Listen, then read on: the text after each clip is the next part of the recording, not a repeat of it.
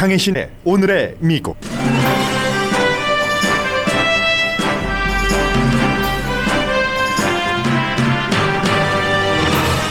한 주일 사이에 미국 46개 주에서 바이러스 확진자가 50% 이상 늘어났습니다.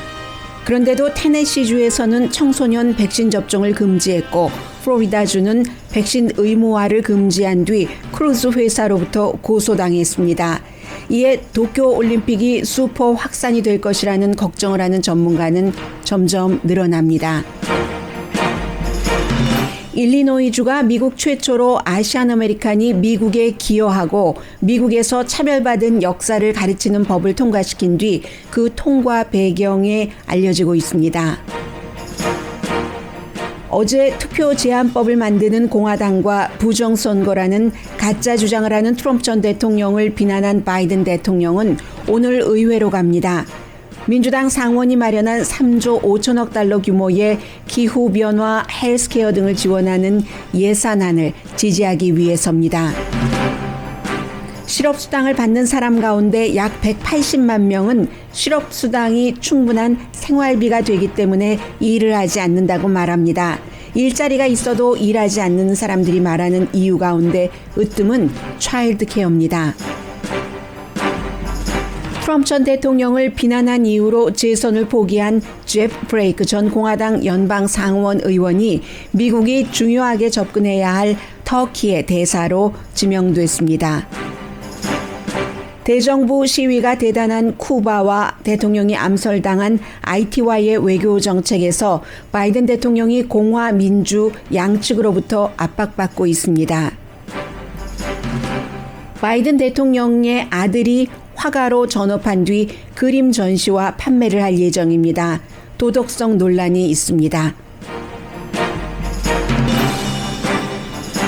여러분 안녕하십니까? 오늘의 미국 강예신입니다. 아마 여러분들께서 친구와 전화를 한다던가 점심을 먹으면서 아니 백신 접종 받았지 부부가 다 그런데 아니 바이러스에 걸렸다는구나 이런 얘기를 들으실 겁니다. 그만큼 델타 변이 바이러스는 굉장히 확산률이 강하기 때문에 다행인 것은 그래도 미국이 델타 바이러스가 크게 널리 퍼지기 전에 어느 정도는 적어도 70%는 이루지 못했지만 65% 이상 미국 사람들은 백신 접종을 받을 수 있었습니다. 그런데 지금 미국에서 바이러스가 확산되는 연령층은 한국과 마찬가지로 젊은 층입니다. 백신 접종을 받지 못했거나 받지 않은 젊은 층 사이에서의 확산률이 굉장히 높아지고 있기 때문인데 이게 어느 정도냐면 이제 월요일, 화요일 지나고 수요일이 되니까 2주일 단위가 아니라 일주일 전과 비교한 게 나왔습니다. 46개 주에서 캘리포니아주 당연히 포함되죠. 바이러스 확산이 일주일 전보다 50% 이상 높아졌습니다. 줄어든 주는 3주밖에 안 돼요. 메인, 사우스다코타, 아이오와 그리고 나머지 1개 주는 비슷한 그런 정도거든요.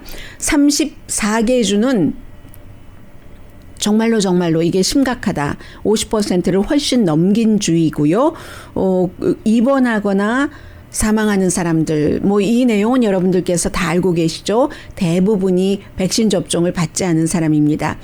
미국에서 백신 접종을 받지 않은 여러 주가 있는데 주로 이제 남부주, 농업이 기반인 그런 주, 공화당, 트럼프 전 대통령을 지지했었던 그런 주들인데 한 주를 예를 들어 드리자면 미주리주의 백신 접종률이 한 45%밖에 안 되거든요. 한 번 접종받은 사람.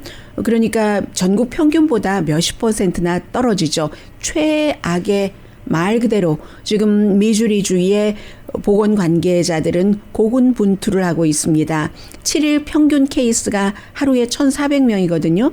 지난주보다 일주일 사이에 150%가 늘어난 주가 바로 미주리주인데 1,400명이 인구비당 비교를 해야지 되잖아요. 인구가 주 전체적으로 620만 명밖에 안 됩니다. LA 카운티 인구가 1,000만 명이죠. LA 카운티보다도 인구가 작은 주가 미주리주입니다. LA 카운티보다 인구 작은 주 많아요. 뭐 알래스카를 포함을 해서. 그러니까 로스앤젤레스 시보다 200만 명 정도 인구가 더 많은 곳이 미주리주인데 그 미주리주에서 1,400명, 지금 한국이 인구 5,200만 명에 1,몇백 명 이렇게 확진자가 나오는 거잖아요. 그 정도니까 사실은 굉장히 심각한 거죠. 미국에서 12살에서 15살 사이는 25%만 백신 접종을 받았거든요. 그래서 이제 많은 주에서 뭐 집을 방문을 한다던가 아니면 청소년들을 백신 접종을 그 나이대가 12살 이상이 되면은 하기 위해서 여러 가지를 애를 쓰고 있죠.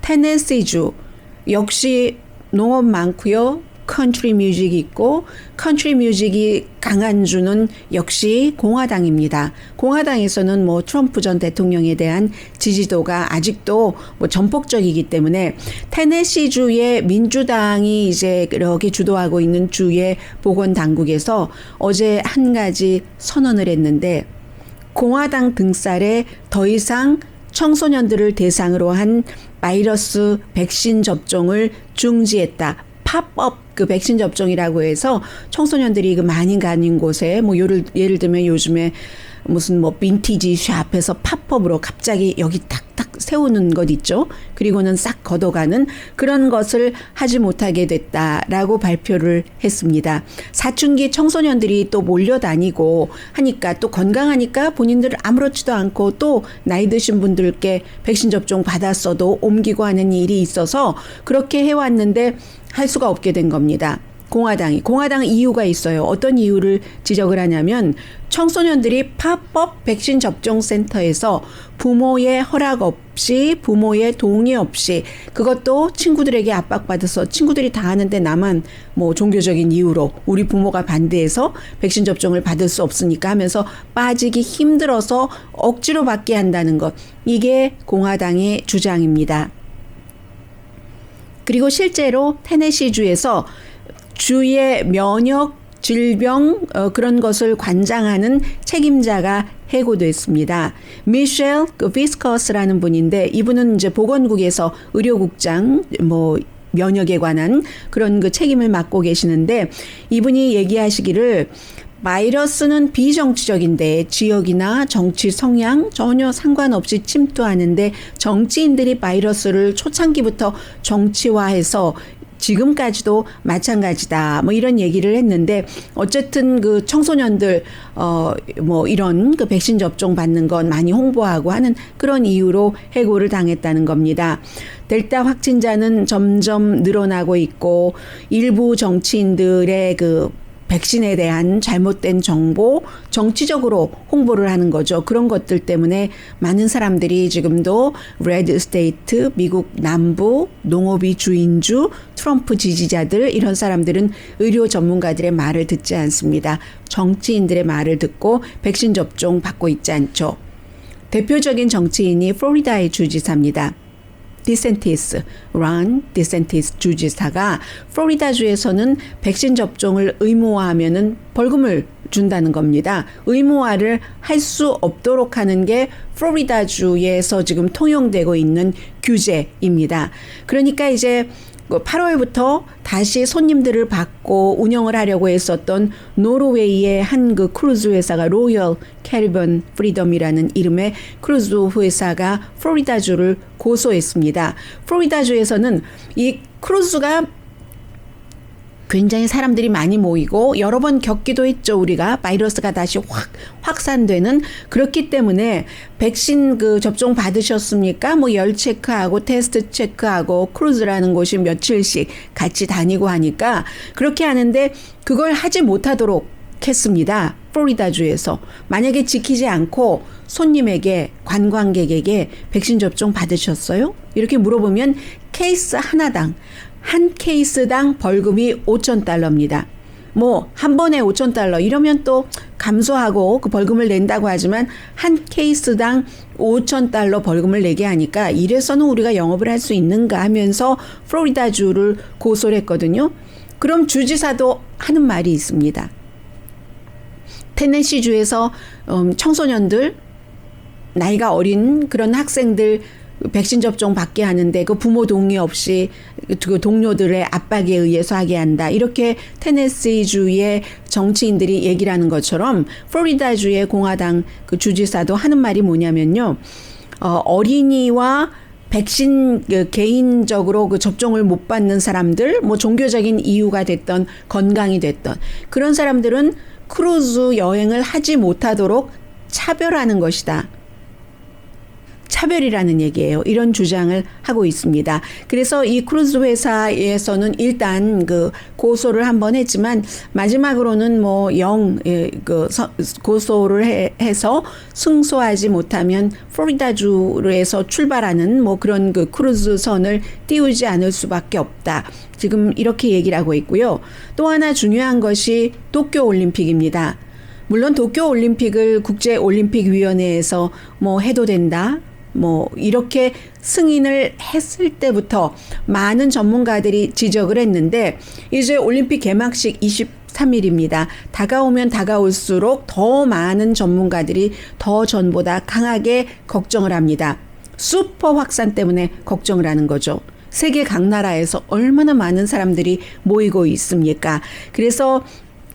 그런데 그렇게 많은 사람들이 모이는 것에 비해서는 강한 규제, 강한 프로토콜 같은 것이 없다고 보고 있거든요. 물론 선수들 날마다 뭐 테스트를 해야지 되고, 뭐 과학적으로는 이게 증명되지 않았다고 하는데, 뭐 30분마다 한 번씩 창문을 열어놓고 본인이 있는 곳에 통풍이요. 그런데 이 도쿄 올림픽이 개최지로 결정이 되고, 그리고 이제 숙소 등을 마련을 하고 할 때 코로나 바이러스를 예상하지 못했죠.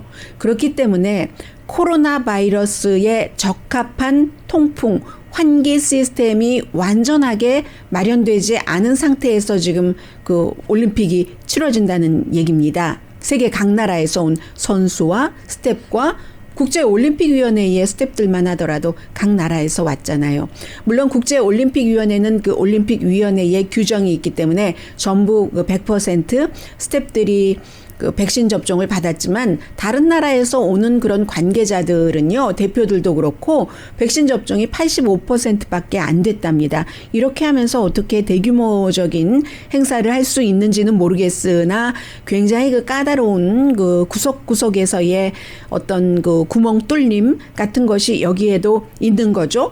그리고 또 실내에서 치러지는 종목이 있잖아요. 뭐 체조라든가 뭐 여러 가지 얼마나 많이 있겠어요. 그렇기 때문에 그 선수는 또 선수고 일하는 사람들이 자원봉사만 하더라도 몇만 명이 될 것이기 때문에 또 버스 기사도 하루에 14시간에서 16시간 정도를 일을 하는데 자원봉사자들도 이 사람들은 완전히 지금 뭐 선수촌에서 선수들과 같은 규정의 그러한 환경에서 잠을 자는 게 아니죠.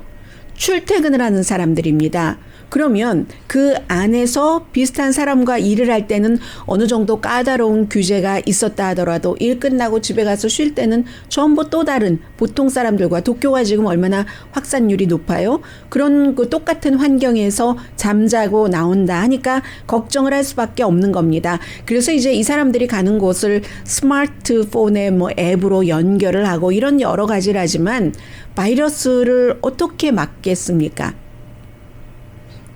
공기처럼 가볍고 공기처럼 눈에 보이지 않고 어디로 가는지 행로를 우리가 알 수 없는데 그래서 굉장히 중요하고 그리고 일본도 전체적으로 백신 접종률이 19%밖에 안 되기 때문에 미국은 12살에서 15살 사이에 그 사춘기 청소년들의 접종률이 가장 낮아서 25%거든요. 일본은 전체적으로 나이 드신 분 뭐 다 합쳐도 19%밖에 안 되기 때문에 굉장히 지금 위험하다 하는 것이고요. 앞서 말씀드린 것처럼 백신 접종을 받은 사람이라도 지금 뭐 도쿄 올림픽 쪽에서 다시 슈퍼 확산이 돼서 미국이나 뭐 한국이나 그 밖에 다른 나라로 퍼지던 그렇지 않던 백신 접종을 받으신 분들도 또 양성 반응이 나올 수 있다. 특히 이제 라스베가스 같은 곳이 지금 여러 가지 데이터 나오는 것을 보니까 라스베가스의 의료진들이 백신 접종을 받았어도 이게 또 걸리는 사람이 있고 그리고 그런 것은 백신 접종이 100%다 접종받지 않기 때문에 그렇다는 겁니다. 뭐 미국의 어떤 주처럼 백신 접종을 받지 않으면 우리 병원에서 일할 수 없습니다 하는 규정이 모든 병원에 다 있는 것이 아니고 병원에 가면 완전히 확산이 되는 그런 것들이 있고 일반인들도 느슨하게 여러분들 마음 드시지 마시고요. 아주 우리가 코로나 바이러스를 무척 무서워했을 때, 잘 알지 못했을 때 조심했었던 그것과 똑같은 생활 습관을 유지를 해야지 되는 게 정답 같습니다.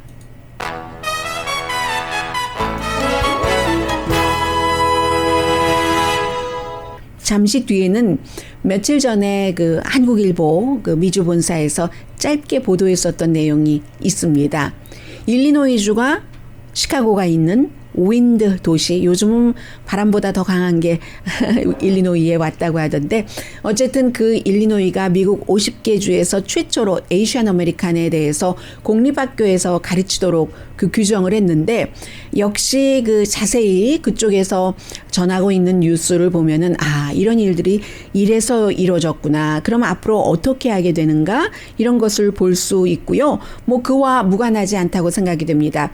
투표 제한법에 대해서 바이든 대통령이 어제 한 얘기, 행보를 미국보다 미국 밖에서 유럽에서 더 자세히 들여다보고 있고 그리고 물론 그것도 형편에 따라서 하는 것입니다만 자신의 소신에 따라서 양심에 따라서 할 말하고 그 자리를 더 이상 지킬 수 없다는 것을 알면서도 할 말하고 몇 년 기다렸더니 또 아주 또 다른 직업에 있어서의 의미가 있는 그런 기회가 오더라 하는 얘기 잠시 뒤에 전합니다.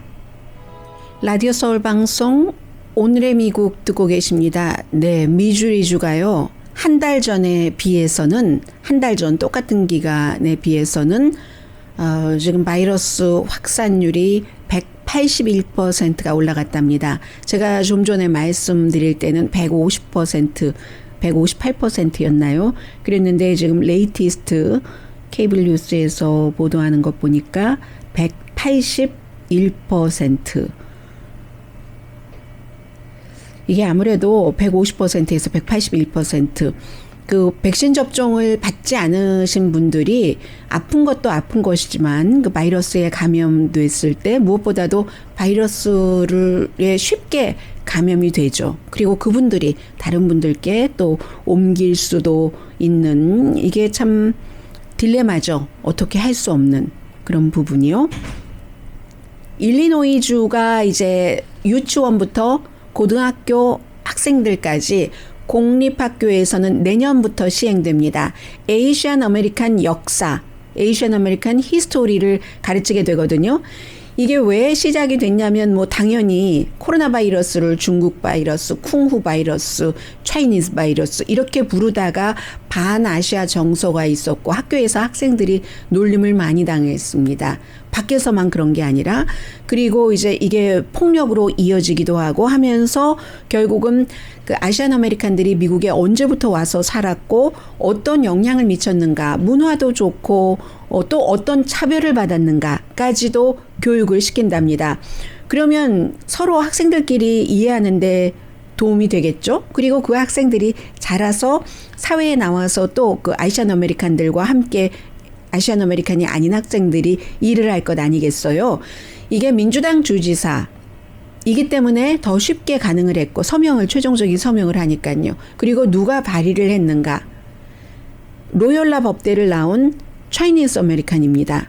할머니 할아버지가 1920년대에 중국에서 미국으로 와서 자녀분이 뭐 5분인가 한데 뭐 의사도 있었고 화가도 있고 뭐 그럽니다. 그런데 그 일리노이주의 하원 의원인데 제니퍼 공이라는 의원인데 포틀랜드로 할아버지의 할머니가 조부모가 포틀랜드로 오셨어요. 1920년대.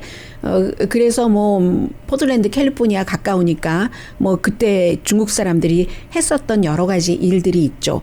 지금 미국에서 라틴 아메리카에서 오는 사람들이 미국 백인들이 하지 않는 이 일을 돈을 조금 받고 하는 그 같은 일을 했죠. 중국 이민이 먼저고 그다음에 이제 일본, 그다음에 이제 뒤에 조금 일본계와 중국계가 굉장히 차별을 많이 받고 난 뒤에 한국계가 왔는데 지금 이 그 차이니스 아메리칸 정치인이 본인이 로욜라 법대에서 교육을 받을 때 처음으로 차이니스 아메리칸이 그 미국에서 차별받은 역사, 그리고 차이니스 아메리칸은 한때 뭐 철로 놓고 샌프란시스코 이쪽에 그럴 때 돈을 너무 받고 어느 정도 받고 그리고 너무 열심히 일을 하니까 다른 뭐 백인들이 또 시기하고 해서 차이니스 아메리칸을 이민 못 오도록 노동력 실컷 써먹고요. 금지시켰던 적이 있는데 그걸 본인은 로욜라 법대에 가서 처음으로 알았답니다. 추방까지 시켰었잖아요. 뭐 1800년대에는. 그랬는데 그리고 나서 또 2차 대전 때 일본 사람들을 뭐 미국에서 태어났는데도 다 수용소에 가두고 이런 것을 그때 좀 본인이 자세히 알아서 이번에 쿵후 바이러스가 어쩌고 저쩌고 할 때 이걸 알고는 이 사람도 2선밖에 안 돼요. 법안을 발의한 거죠. 에이시안 아메리칸 정치인들은 의회에서 이런 것을 해야지 됩니다. 백인들의 뒤치다거리를 할 게 아니라 이런 일을 해야지 되는 거죠. 이런 의원들이 존경받습니다. 존중받습니다. 뒤치다거리 해주면요. 자신들의 인종 힘들게 하고 무시당하죠. 장기적으로는. 물론 뭐 일정 부분은 필요할 수도 있겠으나 그래서 이제 자신들의 조부모 또 자신의 뿌리를 생각을 하고 이건 안 되겠다. 지금 이런데 또 바이러스 때문에 이런 일이 있고 해서 발의를 했고, 그리고 서명을 한 주지사도 민주당 주지사, 그 제이 로버트 프리처 주지사가 아주 기꺼이 서명을 했는데 이 사람도 이제 주의식인데 주의식에도 미국에서 차별을 얼마나 오랜 동안 받아왔어요. 그런 것들이 있고 이 사람은 굉장히 부자예요. 네트 자산이 뭐 한 34억 달러 정도는 되거든요. 트럼프 전 대통령이 본인이 얘기하는 자산보다 훨씬 많은 사람입니다. 그래서 이 에이시안 아메리칸의 경험과 그들이 이 땅에 기여한 바를 어렸을 때 공립학교에서 가르치는 것은 왜 이제 시작하지? 이럴 정도의 분위기가 돼서 내년부터 지금 가르치게 되는 거죠. 이것도 상원에서는 이제 만장일치로 통과가 됐습니다. 그런데 하원에서는 108대 10 반대한 의원들은 전부 공화당 의원들이 반대를 했습니다. 공화당 의원들이 반대하는데 이유를 뭐라고 얘기했냐면 교육을 로컬에 맡겨야지 왜 주정부에서 이것을 하는가? 라고 얘기를 했거든요. 교육을 로컬에 맡겨야지. 로컬에 맞는 교육이 있겠죠. 저희 뉴스 보도 같은 경우도 로컬에 맞는 그것을 보도를 하고 전국적인 내용을 많이 보도를 하고 하는 그런 게 있고 법도 마찬가지잖아요. 그 이민법은 연방법이지만 나머지는 그 주에 따라서 시에 따라서 시의 조례가 있고 하기 때문에 법적인 역할을 하는 그래서 다 다르지만 이런 뭐 역사에 관해서 우리와 같이 사는 에이시안 아메리칸에 대해서 배우는 것은 에이시안 아메리칸이 시카고 일리노이에만 있고 시카고의 다른 도시에는 없는 건 아니잖아요. 해서 이제 공화당은 그렇게 얘기를 하고 있는데 아무튼 상원에서도 만장일치가 된 데는 인도계 의원이 가르쳐야지 된다. 에이시안 아메리칸의 역사를 우리 주에서 하고 굉장히 중요한 역할을 했다는 겁니다. 지금 AAPI, 그러니까 한인이 무슨 라스트 네임이 조인 그분이 열심히 일하고 계시는 그 에이시안 아메리칸에 대한 혐오 범죄를 막으려는 그런 단체에서 2020년 팬데믹 이후에 지금까지 6,600건의 에이시안 아메리칸 혐오 범죄가 일어났다는 것 발표를 하고 있죠. 어떤 사람들은 기침하고 너 코로나 바이러스나 걸려서 어떻게 되라 하고 침도 뱉고 아니면 경멸하듯이 피하고 기분 나쁘잖아요. 말로 또 하다가 손으로 폭력을 하고 어린아이들도 상처를 이 기간 동안에 많이 배웠다는 겁니다. 이런 것을 볼 때는요. 지금 이 중국계, 일본계, 미국에서 살아가는 데 있어서는 때로는 중국계와 일본계와 마이너리티라는 공통점이 있기 때문에 함께 합쳐야지 되는 거죠. 중국과 인도가 여러 가지 뭐 경제적인 경쟁이나 이런 것 때문에 서로 경쟁을 하고 어느 부분은 좀 적대시하는 게 있죠.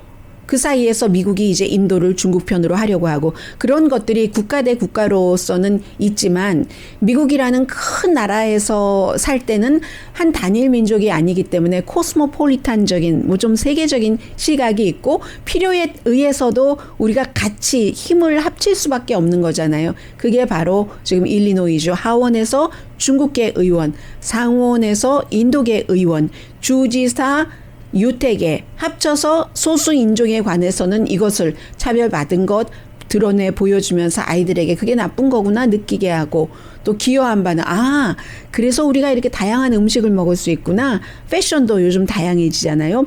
그런 식으로 한다는 것 요즘 일리노이 쪽에서 제가 발행되는 신문을 보고 전해드렸고요. 그리고 어제 대통령이 민주주의에 대한 폭행이다. 투표를 힘들게 하는 지금 공화당이 이미 만들고 있는 법은이라고 얘기를 했는데 저는 그 말이 제일 와닿는데 Have you no shame? 부끄럽지 않으세요? Have you no shame? 부끄럽지 않으세요?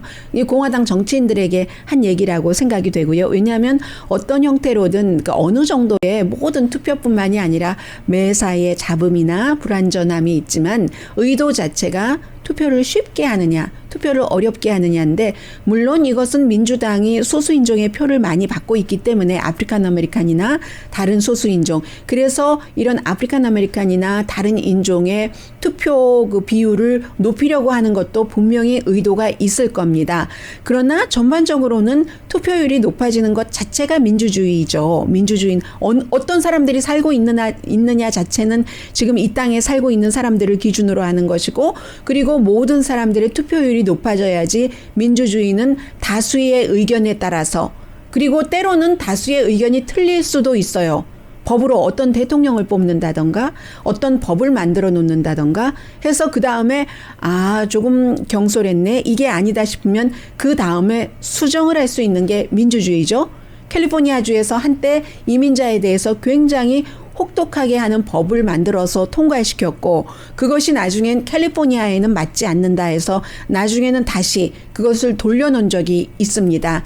정치인에 대해서는 구태여 말씀드리지 않겠습니다. 여러분들께서 지역 정치인이나 아니면 대통령까지 많이 오바마에게 투표했다. 오바마에게 실망해서 트럼프에게 투표하신 분들이 계시고 그런 트럼프에게 실망해서 또 바이든에게 투표하신 분들도 계시고 이것은 각자의 그것이니까 그래서 기본적으로는 민주주의의 최대의 보루가 최후의 보루가 투표권 보장이라는 거죠. 그러니까 그 투표를 특히 소수인종, 아프리칸 아메리칸을 포함한 소수인종이 하기 힘들게 만드는 의도가 중요한 거죠. 결과도 중요하지만 때로는 그런 의도를 갖고 그런 법을 만드는 여러분들 Have you no shame? 부끄럽지 않으세요? 어제 이제 이런 얘기를 하면서 21세기의 짐 크로우 폭행이다. 그 흑인들 투표하지 못하도록 한 그런 것이고요. 현재 17개 주에서 28개의 투표 제한법이 통과가 됐고 그 밖에 지금 뭐 심의하고 있는 것은 수백 개예요. 펜딩된 것이 한 400개 정도 되고 있습니다. 어제는 그 트럼프 전 대통령이 표를 다 훔쳐갔어. 바이든이. 그래서 대통령이 된 거야. 여기에 대해서도 굉장히 비난을 많이 했고요. 우리가 상상할 수 있는 가장 비극적인 일이다. 그렇게 표현을 하고 있더군요. 비미국적인 일이다. 그리고 지금 이것은 남북전쟁 이후에 가장 중요한 미국 사람들에게 테스트인데 남북전쟁이라는 게 결국은 내분이잖아요. 내전이잖아요. 그것과 마찬가지로 지금도 공화민주가 팬데믹에 있어서도 이 투표 결과에 대해서도 이렇게 분리가 돼 있는데 정말로 중요한 테스트다 하면서 이런 얘기도 했어요. 남북전쟁 당시에도 남과 북이 뭐 노예제를 폐지해야지 된다. 노예제를 지켜야지 된다. 그러면서 총칼 들고 말 위에서 막 싸움을 하고 그냥 눈에 불을 켜고 같은 민족인데 상대를 죽이려고 하고 이랬을 때조차도 의사당에 쳐들어가서 그런 일, 기물을 부수고 의사당에서 반란을 일으키고 그런 것은 하지 않았다라고 얘기를 합니다. 또 하나는 이분은 굉장히 주목이 됐었는데 결국은 이렇게 되네요. 아직 젊어요. 제프 브레이크라는 애리조나주의 연방 상원 의원이죠. 말하자면 지금 바이든 현 대통령의 동료이기도 했습니다. 2선 12년은 했으니까는요. 그런데 이 사람이 거의 처음부터 트럼프 전 대통령의 굉장한 극단적인 것이라든가 정책이라든가 특히 말에 있어서의 신뢰도가 없음을 넘어서 거짓말을 밤보다 더 많이 했죠. 하루에 뭐 10번 이상 한 적이 많았으니까. 그러니까 그런 것에 대해서 공화당이 여기에 동조하면 안 된다. 이걸 우리가 이러다가는 우리 지금의 공화당 다 어떤 그 개념 같은 것은 다 사라지고 만다라고 하다가 트럼프 전 대통령으로부터 엄청 비난받고 본인이 재선에 출마해도 애리조나주이기 때문에 진다는 것을 알았습니다. 애리조나주에서 처음에 존 맥케인 숨지기 전에 이 제프 브레이크와 존 맥케인이 연방 상원 의원이었잖아요. 주마다 2명이 있으니까 본인이 질 걸 알고 아예 깨끗하게 그 사임을 합니다. 이 사람은 부자예요. 일반 돈 아주 없는 정치인처럼 여기서 돈을 벌어서 우리 가족 다 먹고 살아야 돼. 그런 것에서부터는 자유로운 사람이었거든요. 그렇기 때문에 아싸라게 정말 죄송합니다. 아주 그냥 깔끔하게 그만두고 몇 년을 지냈죠. 2018년도에 은퇴를 했으니까 지금 2021년 3년이 지났습니다. 바이든 대통령이 외교관계위원회에 함께 있었어요. 이 사람 하원에서도 외교관계위원회에 있었고 상원만 이선한 게 아니에요. 그러니까 테드 크루즈 같은 사람처럼 하원 안 거치고 상원으로 쑥 간 사람이 아니거든요. 그래서 상원에서 외교관계위원회에 있었고 터키라는 나라가 굉장히 중요합니다. 나토 회원국이고 그런데 유럽 국가와 여러 가지 다른 것을 보이고 또 터키의 에르도안 대통령의 그 독재성 그런데 그 같은 독재성을 트럼프 전 대통령 굉장히 좋아했고 에르도안 전화통화 한번 하고 에르도안과 전화 받고 나서 시리아에서 미군 철군한다 했었고 그쪽에 이제 쫙 그 테러리스트들이 다시 많아졌고 한 것 아니겠어요? 이 에르도안을 너무너무 노련한 정치인이기 때문에 미국이 어떻게 다루느냐는 굉장히 중요합니다. 그래서 이 공화당이지만 민주당 대통령이 제프 브레이크라는 공화당의 전 애리조나주의 연방 상원 의원을 터키 대사로 지명을 했습니다. 별일 없으면 터키 대사 일을 맡겠죠. 그리고 이제 여기에 또 하나 볼 수 있는 게 바이든 대통령의 움직임을 볼 수 있는데 굉장히 정치적인 지명이라고 할 수 있죠.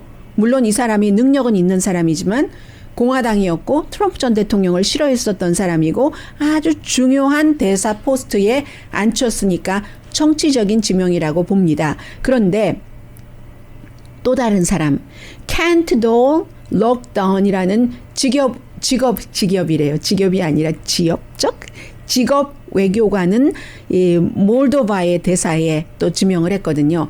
그러니까 바이든 대통령이 정치성과 이러한 그 전통적인 그 미국 국무부에서의 어떠한 것을 동시에 가지고 간다는 것이 읽혀집니다.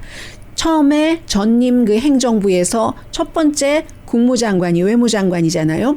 렉스 틸러슨이라는 오일 회사 CEO를 갖다 앉혔고 그 오일 회사 CEO는 기자회견 하는 것도 싫어하고 대통령이 국무부의 예산을 30%나 깎는다고 하는데도 That's okay 라고 해서 비난을 굉장히 많이 받았죠. 나중에는 나는 이 사람과 일 못해 하면서 대통령 바보라고 요즘 모란꽃 정말 예쁘게 폈던데요. 그 모란이랑 발음이 똑같은 그 모란 그 바보라고 그렇게 얘기를 했었다고 하잖아요. 그 뒤에 온 마이크 폼페오 국무장관은 CIA에서 1년 정도 국장하다가 이 마이크 폼페오도 아주 정말 인구 작은 시골 도시의 연방 하원 의원하다가 트럼프 시대에 발탁이 됐는데 아무도 경험 있고 하는 사람이 하겠다고 나서는 사람이 많지 않아서 그래서 CIA 국장하고 국무장관 됐는데 렉스 틸러슨이 없앤 건 내가 다 가져오겠다 하고 그러지 못했어요.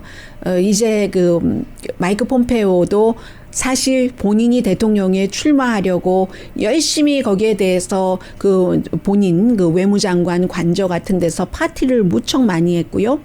그런 것으로 지금은 이제 확 그 줄어들었는데 그의 영향력이나 발언력이 이러한 국무부에 국무부의 전통을 지지한다. 국무부 사람들을 오래 거기서 일을 했었던 사람들을 외면하지 않는다 하는 것을 보여주기 위해서 직업 외교관을 이 사람뿐만이 아니라 아주 중요한 그 국무부의 포스트 몇 군데 포스트에 또 바이든 그 대통령이 앉혀놓는 이런 일.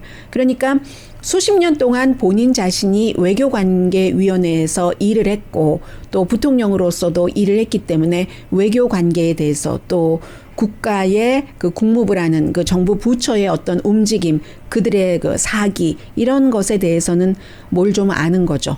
잠시 뒤에 또 다른 그 의회의 움직임, 일을 안 하는 사람들은 왜 안 하나? 그리고 바이든 대통령 아들이 또다시 구설수까지는 아니지만 약간 그 문제가 있다고 지적을 충분히 할 만한 일이 생겼거든요. 잠시 뒤에 전합니다.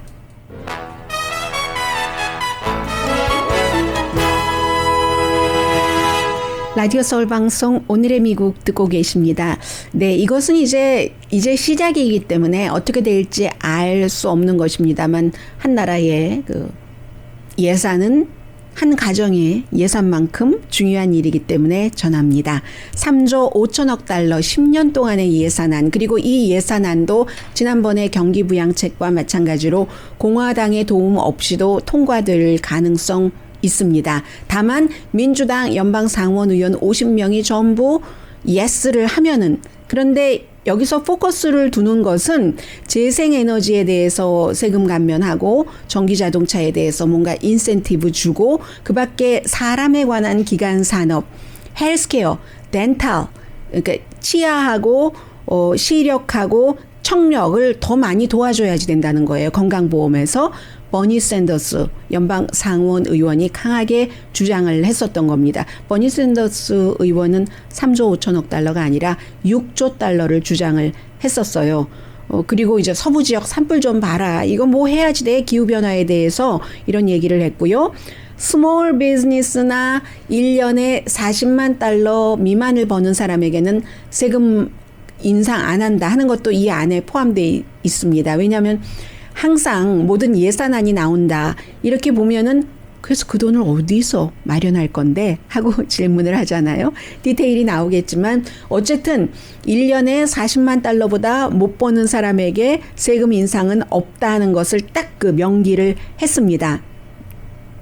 그리고 일을 지금 안 하고 실업수당 받는 사람들 가운데서 일을 왜 안 하는가 이유를 물어봤더니 한 13.8%, 약 14%가 차일드 케어, 우리 아이 봐줄 사람이 없어서.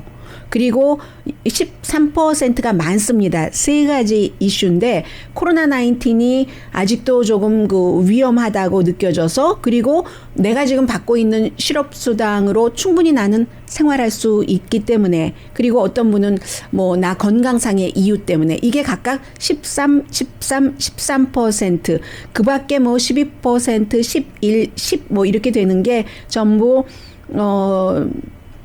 돌아가더라도 뭐 벌면 뭐해? 충분하게 그 생활비가 안 나오는데, 그런 이유가 12.1%, 내가 원하는 일자리가 아니기 때문에 이참에 좀 고려를 하고 있어요. 뭐 이런 얘기들. 그리고 재택근무를 허용하지 않아서 내가 직업을 바꾸려고 다른 훈련을 받고 있기 때문에, 가족 문제 때문에, 그리고 일하는 데 있어서 시간이 충분히 융통성이 없어. 그리고 어떤 건 너무 많이 일을 해야지 돼. 일하는 시간이 길어. 어떤 분은 일하는 시간이 너무 짧아. 이런 여러 가지 이유 등이라서 전체적으로 이제 그 실업수당으로 살아가기 충분하기 때문에 하는 사람은 180만 명 정도가 됐고요. 그리고 이제 9월 달에 로스앤젤레스에서 초대된 사람들만 이 그림을 본답니다. 바이든 대통령의 아들인 헌터 바이든. 그렇게 그 이슈가 됐었던 우크라이나 가스 회사의 컨설턴트로 일했었기 때문에 이 사람이 직업 황하로 지금 입장을 바꾸고, 그러니까 인생 경로를 바꾸고 있는데, 원래 대학교 졸업해서 아이빌리그 대학교 나와서 형은 뭐 깨끗하게 검사하고 깨끗하게 멋지게 산다고 하고 돈을 이 동생이 많이 벌었어요. 그때부터 컨설팅을 했는데 지금 할 수가 없잖아요. 아버지 그 문제 벌써 지난번에 그 스캔들 때문에 해서 그림을 그려서 그림을 이제 처음으로 파는 거예요. 로스앤젤레스에서 몇몇 사람들에게 보여주고 뉴욕에 있는 갤러리에서 파는데 이게 대통령 아들인데 뭐 이거 뭐 값을 그 갤러리에서 뭐 7만 5천 달러에서 50만 달러까지 책정을 했대요. 근데 이것은 정부에서 뭐 어떻게 해주는 것은 아닌 것은 분명하고 갤러리의 그 갤러리 주인이 화장 주인이래요. 화랑 주인이 이제 조지 그 볼게스라는 분인데 화랑 주인을 뭐 갤러리스트라고 하잖아요. 그런데 이 갤러리스트가 다 정하는 거다. 우리 백악관은 알지도 못한다. 이렇게 얘기를 하지만 아니 대통령의 아들이 아니라면 처음 전시를 하고 처음 그림을 파는데 무슨 7만 5천 달러 무슨 뭐 최고 50만 달러까지 그게 말이 돼 하면서 이거 특혜라고 하는데 이걸 어떻게 정해야 될지 모르겠어요. 원래 컨설팅 하는 사람이 아버지가 이 직업이 있으니까 컨설팅을 할 수도 없고 그렇다고 이런 케이스는 어떻게 해야지 되죠?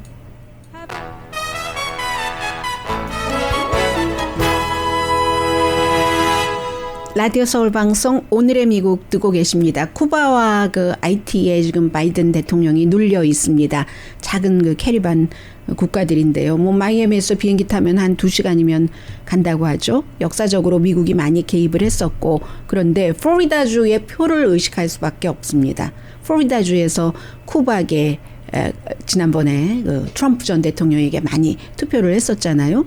힐러리 클린턴 때는 힐러리 클린턴이 가져갔는데 지금 그 쿠바에서 못 살겠다. 뭐 약도 없고 뭐도 없고 해서 시위를 하는 게 시위하다가 사람들이 뭐 100몇십 명이 행방불명됐고 사망한 사람도 나오고 하거든요. 그랬더니 공화당이 공산주의 국가 미국이 강하게 개입을 해야지 된다. 강하게 개입을 해야지 돼.